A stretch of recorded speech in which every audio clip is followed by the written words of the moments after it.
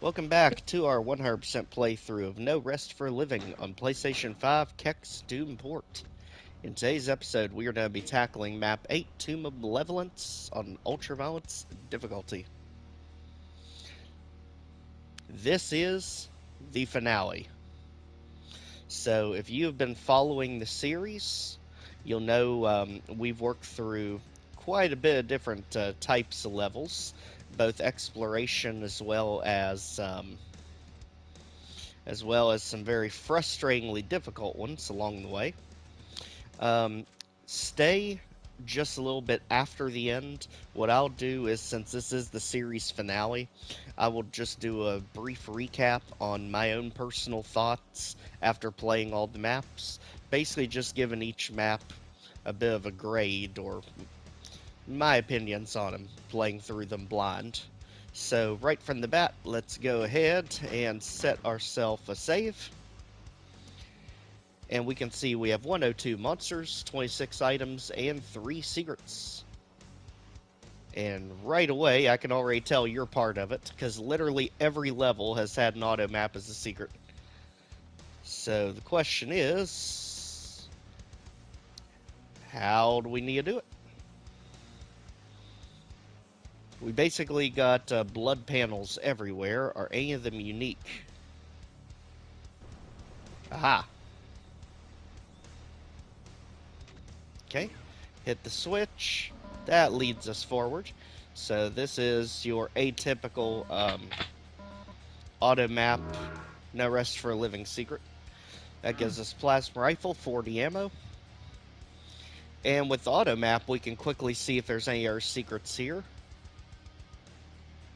This is definitely a bit of an odd-shaped map. Now let's see, anything else gray in the area we're at? Doesn't look like it. So at least then we know there's nothing else here to worry about. So let's go ahead and save.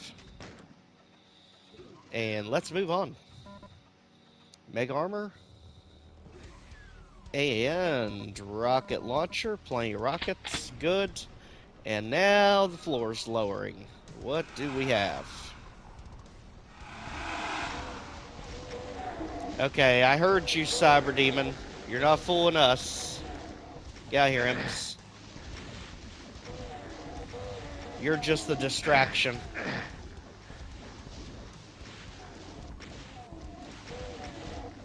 There's the man of the hour. We see you poking around back there.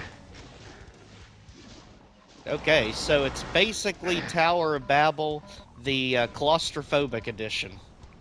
Although it looks like these switches lower different platforms, so that could help. Whoa. Not that way, though. Save.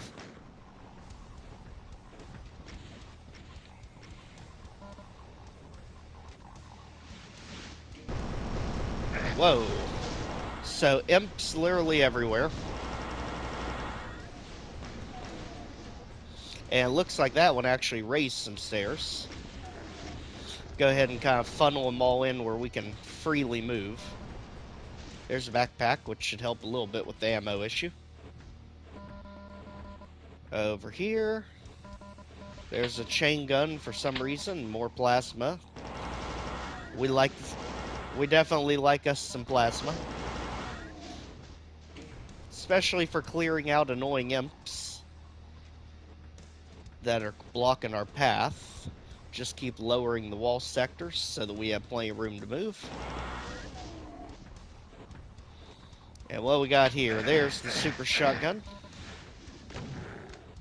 Some annoying imps in the back. And I'm starting to think the Cyber Demon's stuck. Because I'm surprised he's not out here partying with us. Save.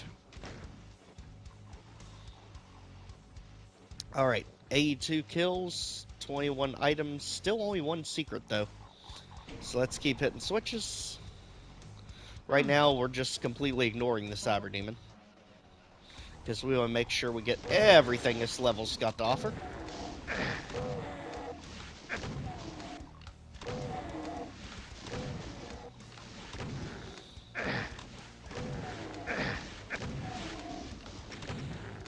The way they bunch all these imps up, they're almost much more dangerous than the cyber demon is.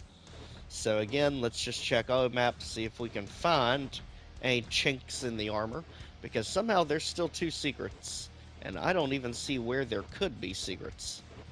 At least nothing's gray. So my guess is you got a lot of platforming to do, like jump over here, jump to the stairs. I guess we need to deal with the cyber demon. He's kind of the last enemy. Don't worry, buddy. We're coming.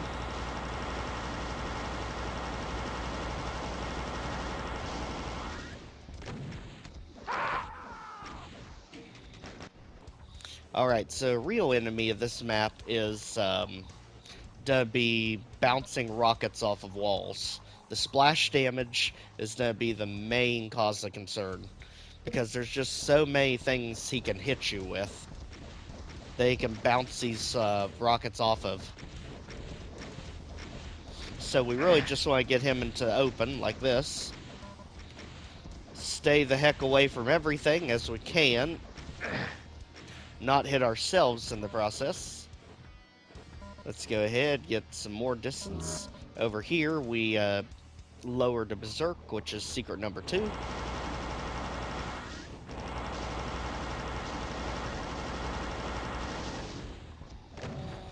This is where we need you, buddy. We need you in the open. There we go. Just like that, Cyber Demon is down. That should make our lives a whole lot easier. And it looks like we can still open the doors up there, but we can't get up there. Maybe we'll be lucky and they'll give us a teleporter.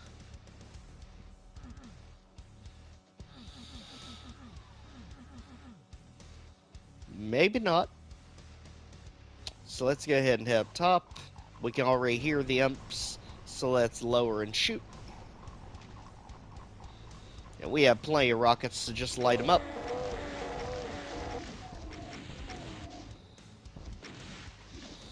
Said it before and I'll say it again. Jibbing imps will never get old. Doesn't matter how old the game gets. So all enemies are down. Now we just have 1 secret left. And nothing is really obvious. You've got that little alcove, but it doesn't look like it goes anywhere. Now we can jump across here, we can jump over here, and this takes us apparently to a teleporter, which takes us back to the starting area. Perfect. Now I'm guessing whatever this final secret is has to be in this upper area. So let's check all of our blood walls. Check all the actual walls, since even the auto map is deceiving us right now, because it's saying nothing's here, but we know we have 1 more secret.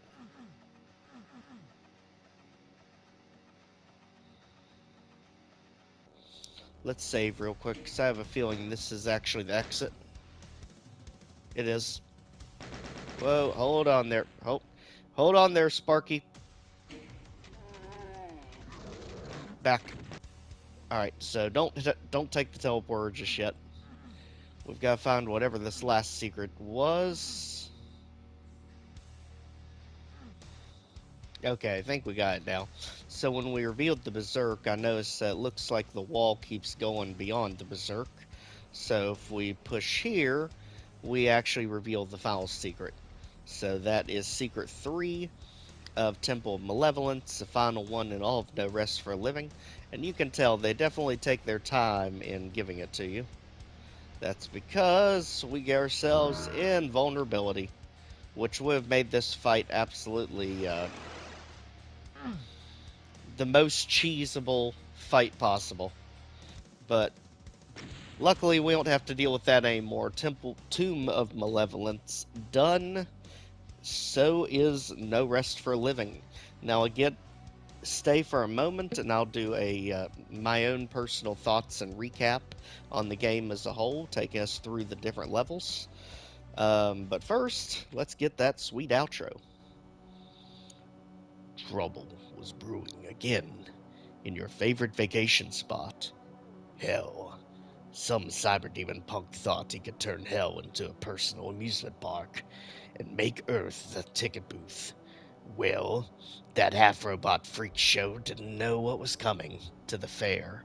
There's nothing like a shooting gallery full of hellspawn to get the blood pumping.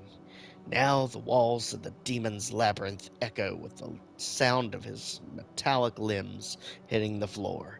His death moan gurgles out through the mess you left of his face. This ride is closed. I think they were a bit pretentious with that closing scene, don't you think?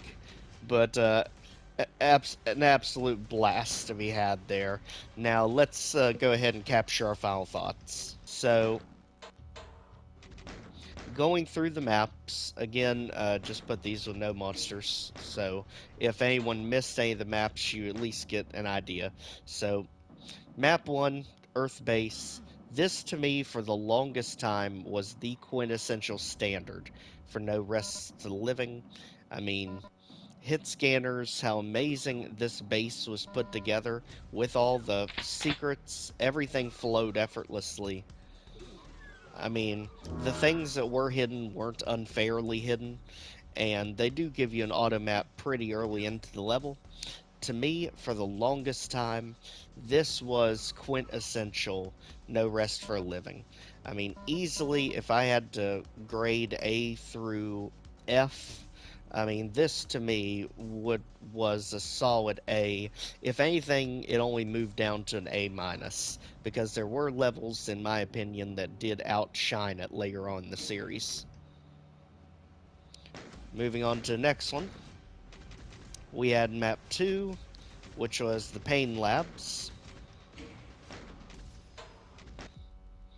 And I'll be honest, whether this is a popular or unpopular opinion, I cannot give high praise to this map. For me, when I look back at No Rest for Living as a whole, this map is the one I actually struggle the most to remember. To me, this really did not stand out at all. It had a few good engagements, but as you can see, what it really was, with a whopping 12 secrets, was just a secret factory. It was just boom, boom, boom, boom, one secret after the other, and combat to me just kind of took a back seat. To me, this one was an easy one to flunk out with an F. Probably this fight right here, to me, was the most impactful of the entire map. But as you can see, even us just casually strolling through it, we're already done with the map. That fast and that easy. That's literally how this level went. It was just kind of there and then it wasn't. Now, with that respect, map 3, Canyon of the Dead, this one got the blood pumping. This really put us right back in the spotlight. You had a Mancubus sentry here watching you the second you went out. You could tell from the map that you had monster closets all around you. Right there, there, as well as back here. So you knew right off the bat you started this map pinned in.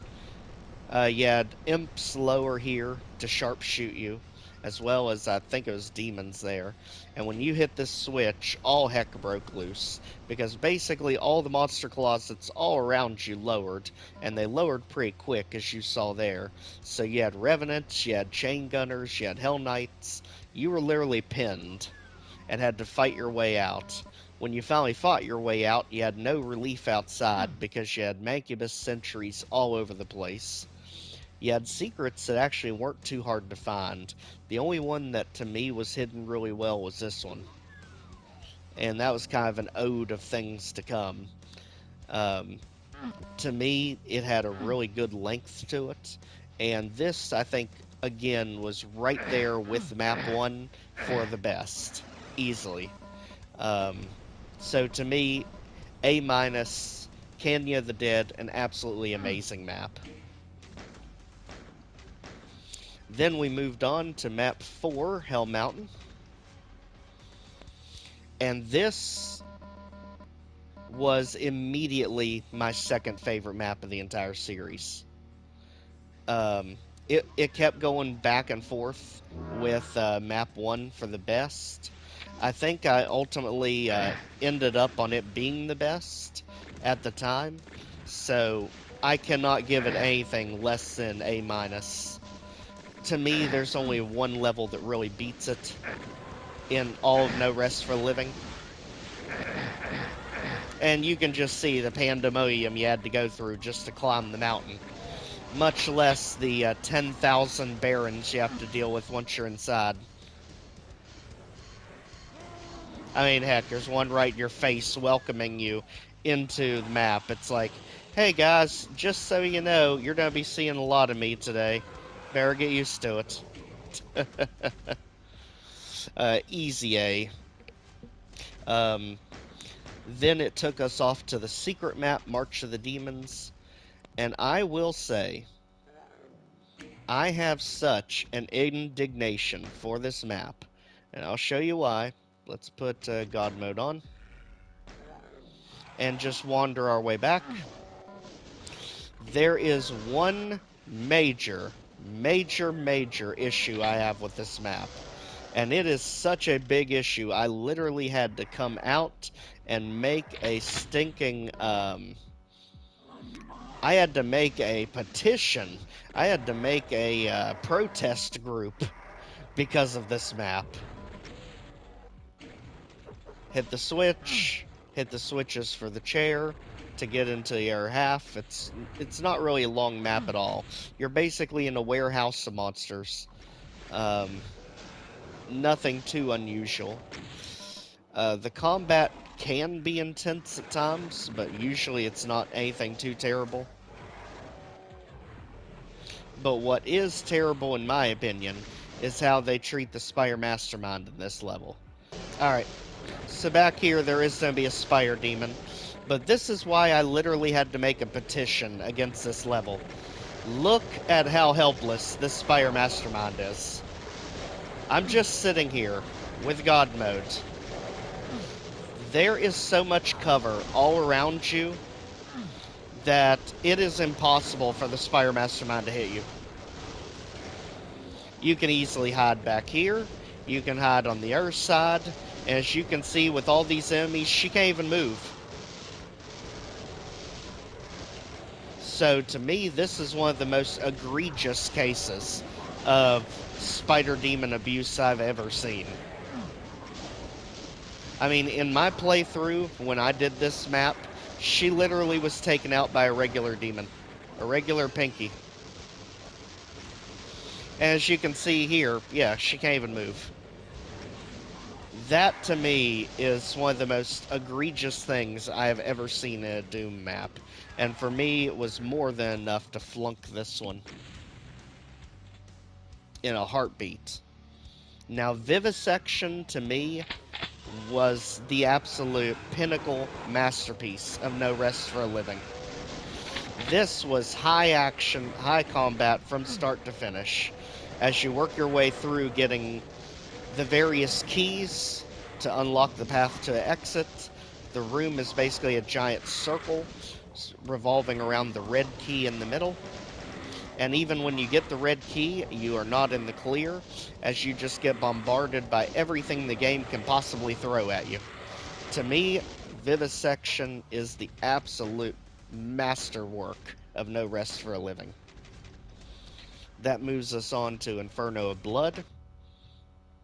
Obviously, Vivisection A+. It is the best level, in my opinion, of No Rest for a Living, hands down. Now, when it comes to Inferno of Blood, I love the combat just as much as I love Vivisection. What I do not love is how repetitive the wall textures are, and the secrets were absolutely infuriating to find in this map. They made no absolute sense. As you can tell, this map definitely uses higher tier enemies that you have to fight your way through. So challenge-wise, it is No Rest for Living at its most painful and its most slaughtery. It's definitely fun to get through, but the repetitive wall textures and the secrets being just so infuriating to find, I just have to knock it down to a B. The penultimate map, Baron's Banquet.